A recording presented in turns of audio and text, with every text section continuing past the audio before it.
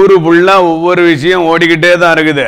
ஆனால் இன்னைக்கு வந்து பார்த்தீங்கன்னா சிம்பு அஞ்சிகா லவ் பண்ணுற விஷயம் ஊர் ஃபுல்லாக தெரியும், எல்லாருக்குமே தெரிஞ்சு போச்சு. ஆனால் அஞ்சிகா வீட்டில் வந்து இதுக்கு வந்து உடனே ஓகே சொல்லலை. அவங்க என்ன சொல்கிறாங்க, இப்போ இவங்க லவ் பண்ணுற விஷயம் ஊர் ஃபுல்லாக சொல்லி தெரிஞ்சு போய் அஞ்சிகாவுடைய மார்க்கெட் வந்து டோட்டலாக கொஞ்சம் ட்ரையாக இருக்குது, அதனால தற்சமயத்துக்கு கல்யாணம் இல்லை அப்படின்னு அவங்க சொல்லிட்டாங்க.